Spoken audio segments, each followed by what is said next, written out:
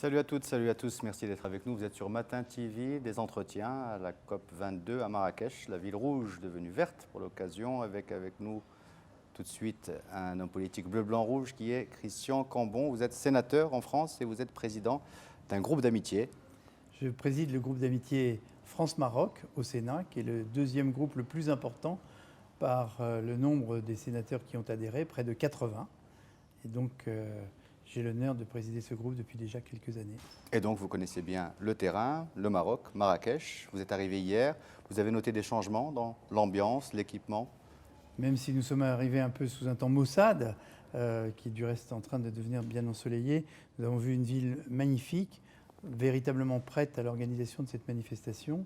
Ce matin, nous étions sur le site de la COP22 et nous avons été là aussi émerveillés de l'organisation que le Maroc a mise en œuvre pour accueillir cette conférence qui place aujourd'hui et pendant 15 jours le Maroc au centre de l'actualité mondiale, compte tenu de l'ensemble des délégations.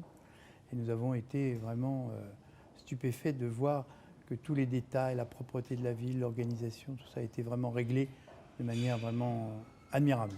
Alors vous qui avez travaillé sur la COP 21, au niveau du contenu, vous avez aussi des interventions prévues au niveau de la COP 22. Vous connaissez les priorités cette année, donc il y a le fait que c'est une COP de l'action, donc avec la société civile qui s'implique plus et qui peut-être vole le bébé aux politiques. Vous voyez ça comment, vous, à votre niveau? Vous avez encore du travail au niveau politique aussi? Oh là, oui, beaucoup de travail devant nous. Bon, d'abord, nous nous souvenons de la COP 21 qui a été la prise de conscience mondiale de la nécessité de maîtriser mieux notre climat. Et puis nous avons vécu, au Sénat notamment, toute la période qui a consisté à approuver cet accord de Paris, car il était nécessaire pour qu'il rentre en action, cela date de quelques jours seulement, que plus de la moitié des pays, notamment des pays européens, approuvent cet accord. J'ai moi-même été rapporteur de l'accord de Paris devant le Sénat. C'était une phase parlementaire très importante qui a permis aussi de mobiliser les opinions publiques sur ces sujets. Et puis maintenant, c'est un second temps. L'accord de Paris, j'allais dire, c'est les principes et la mise en route. Et la COP 22, la COP de Marrakech, c'est le temps de l'action. C'est-à-dire qu'il faut transformer les engagements qui ont été pris et notamment leur donner une dimension financière. Car hélas, sans argent, il n'y a pas grand-chose. Il n'y a que des pétitions de principe et des belles déclarations. Mais nombre de pays, singulièrement les pays du continent africain, attendent maintenant des décisions et de l'action. Alors d'où va venir l'argent justement? L'argent va venir de la part des pays qui en ont.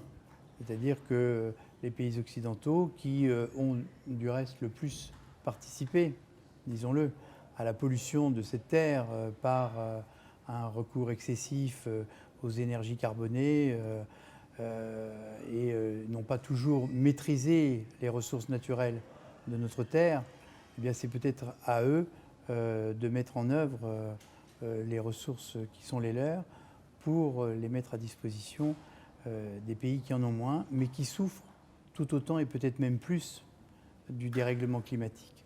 Je pense que notamment les catastrophes naturelles que l'on voit se multiplier maintenant dans nombre de pays et de pays pauvres sont une conséquence directe de tous ces dérèglements.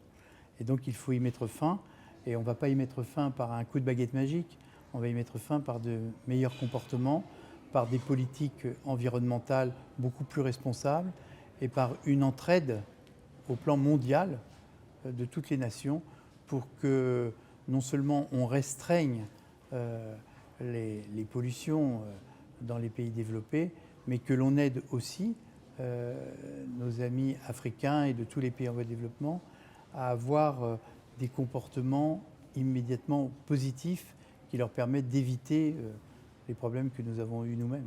C'est-à-dire mettre en place en fait des industries plus propres plutôt que de passer par les étapes qui ont été développées en Europe ou en Amérique. Mais quand vous parlez du financement, vous dites que ce sont les pays. Est-ce qu'on parle de budget tiré de l'argent des citoyens ou on parle des industriels qui seraient surtaxés? Comment ça s'organise? Alors je pense que c'est une autre caractéristique de cette COP22, ce sont de nouveaux partenariats. On voit apparaître, et on le voit bien ici sur le site de la COP22, la présence des entreprises. La prise de conscience des entreprises est essentielle, puisque globalement, par leur dispositif de production, ce sont quand même eux qui participent aussi de manière tout à fait notable à la pollution et à la dégradation du climat.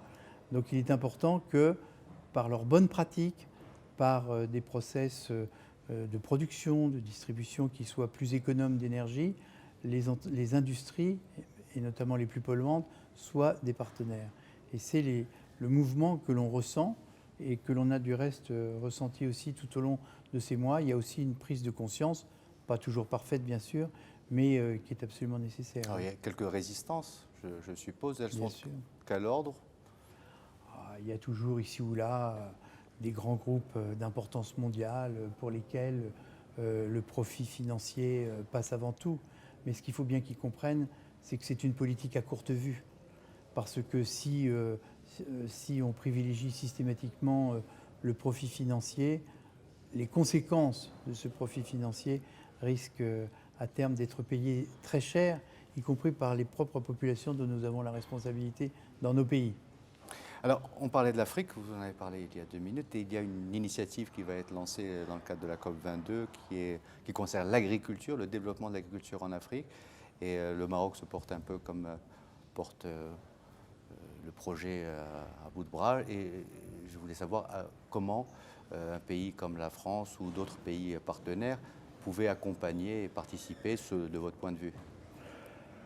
L'initiative en matière d'agriculture, qui a été du reste reprise dans plusieurs interventions de Sa Majesté ici au Maroc, est très importante. Pourquoi? Si vous vous souvenez de l'une des COP les plus récentes à Copenhague, nombre de pays en voie de développement avaient dit vos préoccupations à vous les pays en voie de développement, elles sont très sympathiques, mais nous, notre premier souci, c'est de donner à manger, de nourrir et d'élever, d'enseigner à nos populations. Et donc nous ne pouvons pas perdre cette dimension. Aussi bien l'agriculture est fondamentale et tout à fait essentielle, car il faut d'abord nourrir les populations.